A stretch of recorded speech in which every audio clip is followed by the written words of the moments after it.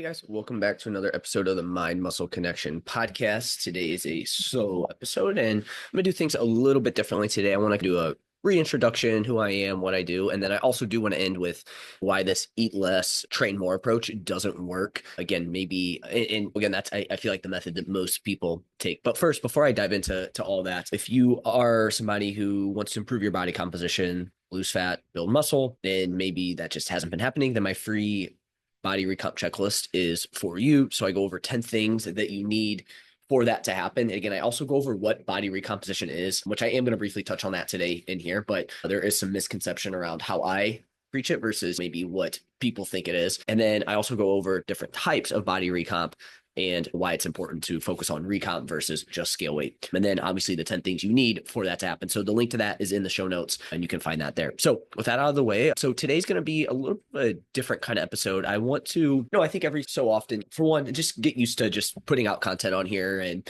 again, that's great, right? I love doing that. And I'm sure that's why if people do listen regularly, which I feel like there's at least some people that do, that's what you're here for. But I also think it's good to have at least have an understanding of the person that's giving you that information, like a little bit of their background, why they do this, and just to know a little bit more about them, right? I feel like it makes it a little bit more real and maybe you can relate to me in maybe ways that you didn't think. So briefly, just want to go over who I am, what I enjoy from a health and fitness perspective, and then a little bit of background on my education. And then I want to just go over my philosophy. And then I have a topic that I want to wrap up here with the why I don't think the eat less, train more method works. So real quick, just who I am. So I'm a full-time coach. This is, what I do. I freaking love doing this stuff. I work with clients in their 30s and above. Again, some people that are looking to improve their body composition, improve their health, improve performance in and out of the gym. And obviously I'm the host of this podcast. I started it back in 2020. Jeremiah Bear actually pushed me to do this. He was the one that helped me brainstorm the name. Again, the thought behind the name is the mind, right? We're going to improve our mind, but also like muscle, so the mind muscle connection, right? It's not like the mind muscle connection of the lifting, like the lifting weights mind muscle connection, right? But you could connect it to that, I guess, as well too. There, I'm married to Allie, so we've been married now for a couple of years. We've dated for a couple of years before that, and I actually knew her for a while. I was trying to date her for a while, and finally persistence weared off and she gave in to me. We just had our first child back in September 2024. So I don't know when you'll listen to this, but Colby, man, it's crazy like how fast they grow up. He's already 7 months at the time recording this. And yeah, it's just been super awesome to see him grow, and everything people told me about being a parent is true, right? It's like hard, but it's also amazing. And you don't want things to go super, like you want things to go fast, but you also don't at the same time. You need things to slow down, especially because like right now we're at this stage where every day I see him, he's like just getting bigger. It's really insane. And so I just feel the rewarding, like obviously now it's rewarding, but I feel like it's going to continue to be more rewarding as he grows up. So I'm really looking forward to that and just seeing the things that he's interested in. So just a few kind of off the cuff things that I enjoy. So I love hockey, playing hockey. I play hockey once a week, roller hockey. I don't play ice hockey, but I love hockey. Huge St. Louis Blues fan. So if you're a fan of any hockey team, let me know. Even if it's not an NHL team, I'd love to hear that. I love food as much as I preach about nutrition and things like that. Like I still love good food, and I'm not always like perfect with what I do nutrition wise, right? Like I love to incorporate tasty food. And this is where my whole kind of philosophy will come into all this. Again, I feel with the philosophy that I've developed, I feel like it allows me to be able to enjoy good food and not feel like, oh, hey, this influencer says that, or hey, I only need to eat clean all the time. Because again, that freaking sucks, right? So I love good food, pizza, like sushi. I'm more of a salty guy versus sweet guy, but that's what I enjoy. I love deep dives into physiology, building muscle. Again, every morning, make sure I get some sort of continuing education in, and then maybe even more throughout the day. I just love learning. I've had this conversation multiple times with a mentor client, Luke, and he loves the training and nutrition stuff, but like for him, sometimes the learning side, it's like he's got to push himself to do that. And I'm like, man, it's hard for me to relate because I just love doing it. And that's obviously why I made this podcast too, right? And I love helping people cut through the BS in the fitness space. Other than that, really, you'll find me watching hockey, hanging out with Allie and Colby, our dog Dale as well. How could I forget about him? He's a nut. We just moved into our new house about a year ago, and that's a little bit more about me. And again, I don't know if I mentioned this, but I'm from St. Louis. A lot of people will ask that. So in the Midwest, literally, you would never come to here unless you have a business trip or you have family here or you're just passing through. So again, what I enjoy from like a health and fitness perspective is I love this blend of physique development. So hypertrophy, fat loss, but also just deep dives into the human body and physiology, right? I've been trying to figure out what I really enjoy. And again, it's just the kind of deep dives into physiology and how it all connects, right? And then also just overall health, because I feel like all these things are super important. And usually a lot of times in like programs or again, in somebody's like repertoire, they're just really focused on one, but they all interconnect, right? And so I feel like if you're missing one of those, it's going to impact everything, right? If your health's not there, you're not going to be able to change your body as well. If we come at physique development just from the standpoint of just less calories and just pushing yourself, you're going to be missing out on health and you're going to be missing out on the performance piece, right? So again, really anything when it comes to human physiology, exercise physiology, training, nutrition, anything health related, I just get super excited about that. So as far as like my education goes, I got my business degree for my undergrad and then took time off from school just because I hated school when I was in it, but then I developed this love for learning and training and nutrition. It was always there, but it definitely grew in my late like 20s, especially when I started doing this as a career. So, wait, I can learn about this stuff, apply it to clients and make a living off that. I'm going to even dive into that even more. And then I got my master's from a school here in the Midwest, Logan University, Human Performance and Nutrition. So again, right up my alley there. I got my CSCS, Certified Strength and Conditioning Specialist, Precision Nutrition Education, and then Sam Miller Functional Nutrition and Metabolism School, FNMS. That was the program that really got me thinking deeper than just calories and macros and like training. So again, you can thank him for allowing me to explore that in even more detail. But then obviously having the master's degree, we went into those things as well too. And that definitely also opened up my eyes to that. But again, I would say at the end of the day, like I love physique development, but I also like the combination of physique development, performance, and just overall health and blending all of those together. And again, I really enjoy working with people who are 30 plus. Again, you aren't able to train like you did in your 20s. You have other stuff going on, but you also have you love the kind of nerdier type stuff, right? And that's probably why you listen to this podcast. So hopefully that gives you a little bit more insight into me versus just somebody that just spits out information at you. So what I want to talk about is my philosophy. So like I talked about it's rooted in body recomp. So just recomp in general. I'll explain what I mean by body recomp because I feel like that gets misinterpreted. Performance and overall health. Okay. So what this means is we should always be focused on body composition. Okay. So again, when I say body recomp, I'm talking over time, we're building muscle and losing body fat. Yes, you can build muscle and lose body fat at the same time, but you're not going to get the best of both worlds with that approach. But again, for some people, maybe I shouldn't say you're not going to, because it is very context dependent. Again, if you're brand new to training, maybe your methods have been super like suboptimal, whatever it may be, like there is a time and place to do both at the same time. But where you're currently at is going to determine if we're going to focus more on like adding muscle or losing body fat. But here's the thing. A lot of people think they have to choose between either or. Now, when we're at maintenance or higher, yes, you are going to have to you're not going to be able to lose body fat in that process. Maybe you could decrease your body fat percentage, but again, you're not going to be able to lose body fat. Now, where we have a little bit more wiggle room is when we get into a deficit, a lot of people still have a little bit of wiggle room to build some muscle. Right now, it's never going to be as good as maintenance, but you have a little bit of wiggle room there.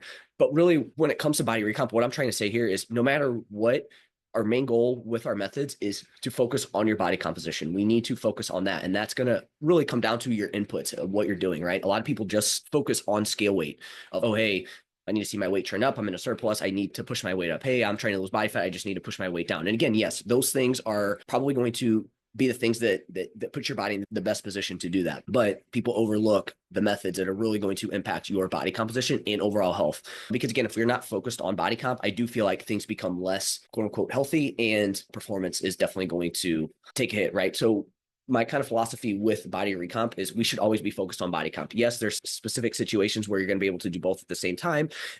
But over time, we're adding muscle and losing body fat. And we're going to have to be strategic with, hey, maybe we're a little bit more focused on the fat loss side of things here, but we're always focused on maintaining, potentially building muscle. Okay, yes, now we need to take a break from being in a deficit, but now we're focused on minimizing fat gain, maybe not gaining any body fat and adding muscle. But no matter what, we're always focused on what our scale weight is made up of. And we're focused on body composition there. Another kind of thing that's rooted in my philosophy is we need to fuel our body, not punish it. I'm going to talk about how this eat less, train more method can backfire on you. And again, we need to fuel our body. And what I mean by that is we need to, yes, calories matter. Yes, macros matter. Like that's part of fueling your body, but also we need to make sure that we're setting you up for, again, we can focus on body composition from a health perspective and performance perspective. So that's making sure you're hydrated. That's making sure you're not lacking any micronutrient deficiencies. You're getting in a good quality overall diet. So again, we're fueling our body to allow it to perform as best as it can. Yes, when we're actively pushing fat loss, it may not perform as best as we can, but we're still going to fuel it as best as we can. Again, and that's where I feel like most people, they don't like they get that wrong, right? We're going to I like to track biofeedback, not just scale weights. I'll get a lot of questions around, oh, hey, how long should I be at maintenance in between fat loss, or how long should I lose weight for, or how long should I do? At the end of the day, biofeedback needs to be our guiding factor here with everything. Again, if we just focus on scale weight, we're going to get away from body composition and therefore health and likely performance as well too. So we need to track your biofeedback. What is biofeedback? It's going to be different for everyone. Biofeedback could be blood work done every 6 months or once a year. Tracking biofeedback can be your subjective. Hey, what's my digestion, hunger, energy levels, libido, etc. What's my resting heart rate? These are all things that we can take into account as your biofeedback. What's your perceived training performance? So again, we're looking at those things and not just, hey, your scale weight trended here this week. All right, now let's adjust your calories for that. No, we adjust our calories, we adjust our macros, we adjust our training based on your biofeedback and where that's at. My philosophy also is I want to structure training around your life, not the other way around. We need to make sure that it makes sense for what you're doing. And what I mean by that is, yes, obviously fitting in the right amount of days for you based on what you can commit to, but also what's your overall stress load? Is hammering 6 days a week the right thing for you right now based on all the stress you have? You're in a deficit, etc. So again, we need to structure training around your life, not the other way around. We also need to enjoy the process because this should add to your life, not take away from it. So whatever method we do or protocol or training, like you need to enjoy it, and we need to find joy in that process. I have some clients that love training. I have some clients that absolutely hate the process of it. And with them, it can't really make you enjoy working out, but we have to find some positives from it. So for somebody like you, that may just be finding the benefits of what exercise does to you and how it makes you feel. And that's going to allow you to enjoy the process a bit more versus if we come at it from this standpoint of, oh, I just need to do this because I need to lose weight and how I change how I look. Again, you're not going to enjoy that process. Look, you do need muscle, especially as you get older. So again, that's why, I think it's super important to focus on hypertrophy style training because we do need muscle, and the older you get, it becomes increasingly harder to build. And so if we can build as much as we can earlier, that's going to help you out as you age there. Again, we're going to look at health markers over scale weight, like I talked about. So again, those are more important. Again, how you feel matters just as much as how you look. Calories and macros are important, but like I said, there's other things that we look at from a nutrition perspective: meal timing, food choices, timing around your circadian rhythm, timing around your training. Like these are all things that we need to look into more. And then also, again, what is your current goal? What's your current kind of biofeedback, etc. And then lastly, you do need to do some conditioning. That's one thing I've changed my mind on, and we need to get some dedicated conditioning in and not just do weights all the time there. So my philosophy again is better training, better feeling, better results without feeling like trash. So hopefully that gave you a little bit more insight into me, my training, or my philosophy around training. And then lastly, what I want to wrap up with here is this downside of less food, more training. I just see this very often of people that have this approach of they get less food. They want to lose body fat, right? They want to improve how they look. So they eat less food. They know they need to be in a deficit, but then they also try to ramp up training at the same time and do a ton of training. And this ultimately is where people run into issues long-term. They try to cut their calories, and then they try to do way more training. Now, again, there's going to be, let's take a step back here. If you talk to 99% of the people in the world, they're going to have more food, less training. And that's not what we're looking for either, right? But if you listen to this podcast, you probably are someone that's going to lean more on the less food, more training approach, right? And so again, I want to talk about how this, again, in the short term, I don't think there's anything wrong with it, but especially long-term, done aggressively or chronically, that's where we can run into issues. Again, if this is you and you feel like you've run into this, well, this obviously is for you. So less food, more training. Again, this can just be like, you're eating really low calories and you're trying to do a bunch of training, and you're putting in a ton of work on both sides of the nutrition and the training side of things. And unfortunately, it can backfire. So that's where I want to chat with you about this. So first is obviously from a lean body mass perspective, one, we're not going to be in a good position to add lean body mass muscle. So I talked about the importance of that. And even if you're lifting and you have a deep deficit without enough food, especially like protein and just like overall calories, this can reduce muscle protein synthesis and increase breakdown. So what's going to happen here, especially if the leaner we get, is one, recovery is obviously going to take a hit. We're not going to be able to build any muscle. And then potentially, depending on our methods here and how aggressive we get with this, your body can start tapping into lean tissue for energy. So what happens, you lose weight, but your physique looks worse, flat, soft, stringy. And then you never get to that look that you want to achieve because we're not focused on body composition here. We're focused on scale weight and just like pushing yourself in calorie burn. That's usually what's at the root here of this. We're going to have decreased performance. You're not going to train hard without enough fuel. So you have weaker lifts, a poor pump. That's, again, we like getting a pump, right? But like, the more you do this, the worse the pump's going to be. You're going to have lower intensity and you're just not going to be able to do as much. Again, this is especially true if you're like adding in cardio or conditioning on top of lifting without adjusting food intake. So if you're just trying to have this high output on little food, you're going to have decreased performance. And in turn, that's going to impact your body composition. And training's just not going to be fun. You're not going to feel as good. And metabolic adaptation as well too. We may not get, if we have this high output low food all the time, our body will, there's a concept called exercise energy compensation. What this means is you're going to be, let's say you think you're burning 500 calories from exercise. Your body's smart and it knows that it's not getting in enough fuel throughout the day to where it's going to downregulate energy expended elsewhere, right? So you think it's 500 calories that you're expending, but really it's 350. And then over time, what can happen here is you're going to see a lower resting metabolic rate, fewer calories burned through meat as well too, right? Your body will downregulate that. There's going to be thyroid downregulation, and this is all going to lead to hormonal shifts, right? So again, you stall despite being on point. You could also feel like cold, tired, cranky, hungry, and flat. So again, this can lead to this happening very quickly if we do this, especially if we do this for extended periods of time. Poor mitochondrial health and cellular stress. So inadequate fuel equals impaired mitochondrial output and higher oxidative stress. Add more training on top of that, and you're just making things worse, right? Recovery declines, fatigue builds, antioxidant defenses can't keep up. So you lose the ability to buffer inflammation and adapt to training. So you're doing all these things that are slowing everything down, but you also aren't able to adapt to training. Sleep and stress worsens. Clients have disrupted sleep, early waking, anxious energy, crashing during the middle of the day, report higher anxiety or irritability, and you start seeing elevated heart rate and lower HRV.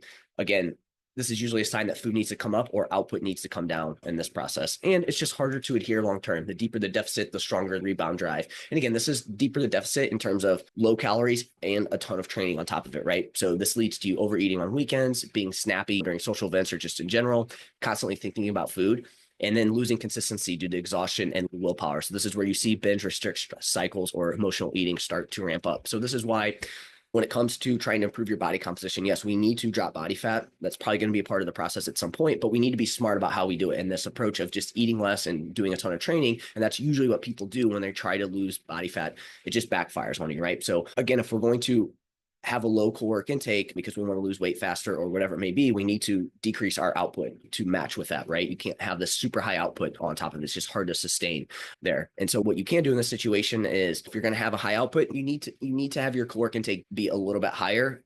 Now, again, if we want to drop body fat, we still need to be in a deficit. So we have to figure out what that looks like. But having really low caloric intake on top of high output is a recipe for disaster. And then the other option, obviously, is to, if you've been doing this for a while, take some time and actually just train at maintenance. But again, that's going to require an increase in food intake. And again, we can go aggressive with our fat loss diet, but we probably need to also decrease our output as well to match up with that. Or you could only do that for a very short amount of time. So hopefully that gave you some more insight into that. If you have any questions on this, let me know. Follow me on Instagram, Jeff, HOEHN_, and you can shoot me a message and ask me there on that. But I do want to wrap up with, be on the lookout this week. I have some exciting news coming out on Thursday. So I'm going to drop that in a special bonus podcast episode. So make sure you're looking out for that. That's it for this episode, and I will chat with you guys next time.